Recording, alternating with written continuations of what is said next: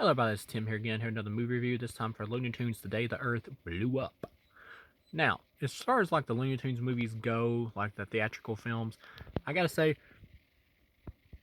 sorry about that. As someone who is a big Looney Tunes fan, I have enjoyed pretty much all of the films to different degrees. I like the first Space Jam. Yes, I actually like both the Space Jam movies. I know the second one is more divisive and because a lot of people have nostalgia for the first one, but neither one of them really have a great story, and they're both pretty much just marketing campaigns for the basketball player that's the star of them. But I enjoy both of them for what they are, to be honest. I mean, for me, so I can get with those, and I have a fun enough time with them for what they are. Looney Tunes Back in Action has actually grown on me. I actually enjoy it now more than I did when I first saw it. I have more fun with it now, and I like Brandon Fraser in the lead role. Um, Now, in terms of like this one, The Day the Earth Blew Up, I would say this is probably the best theatrical Looney Tunes movie in terms of writing and story. This is the best.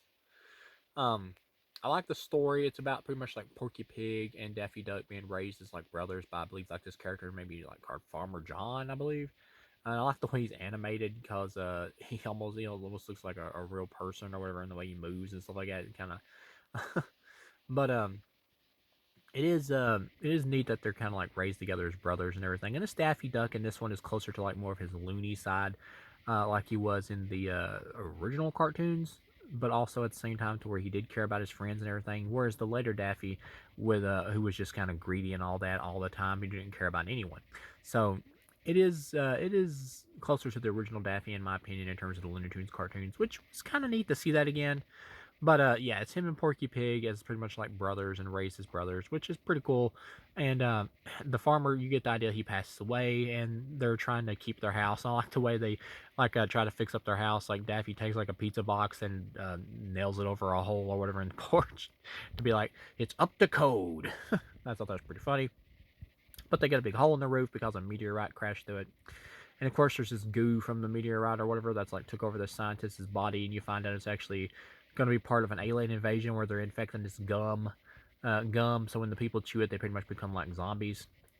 So yeah, I do like the horror tone and stuff like that, and the mixture of like different horror type styles and movies and stuff in this, and how it's also like a homage to like a 1950s like B movie. I like that. And one thing leads to another, and Daffy Duck and Porky Pig have to like get a job to do the repairs on their roof to get it fixed, so their house will be completely up to code. So they go to work at this like bubblegum factory, which is coincidentally the factory that's having the gum, being infected or whatever. And once again, I'm sorry. Sorry about that cough, and I'm sorry if you hear my dog barking in the background. He's a house dog. He's got a big mouth. But yeah, they coincidentally working at the same factory where the gum is being infected. And the alien, who I like the way he's voiced and everything, and he does kind of have like an evil look to him and everything. Um, And I like how whenever somebody chews the gum or whatever, and they become infected, they're like zombies, and they're like chew, chew. Oh, that's kind of funny. And you got Platoon Pig in this, who is like the girl pig that Porky has a crush on. She's working as a scientist at this factory. She wants to develop the best tasting gum. It's kind of interesting. I do like the kind of adult joke that they sneak in when they first meet Platunia at a diner or whatever in the movie. Where Porky like turns around and is looking like directly at her, and he's like, Porky's looking at her, but then Daffy turns around and is looking directly at her, and he's like, "Oh, I bet you'd like to get a piece of that." And he walks up there, and Porky's like, because he thinks he's talking about Petunia, but then he goes, "I'll take a piece of that pie or whatever." I have allergies. I'm sorry for any coughing or whatever. But yeah, I thought that was funny. We snuck in a little adult humor there. That was cute. But yeah, they're working at the factory, and Daffy learns of the conspiracy to whatever to infect the gum, and he tries to tell everybody, but they don't believe him. Porky doesn't believe him. But eventually, when they end up testing the gum, it transforms into like this alien type goo or whatever that kind of looks like something out of the Thing, which I thought was kind of cool. And they kill it with a flamethrower. And whenever somebody's like got the gum in their mouth, like an eyeball comes up out of it, and is like watching around the room or whatever, and is broadcasting it back to headquarters of the flying saucer or whatever, or the spaceship where the aliens at. Um, and they eventually use like this rotten egg type of stuff, like this gas, and they're going to use it to infect everybody, like gas them with it. I mean, so they'll spit the gum out because it'll taste so bad.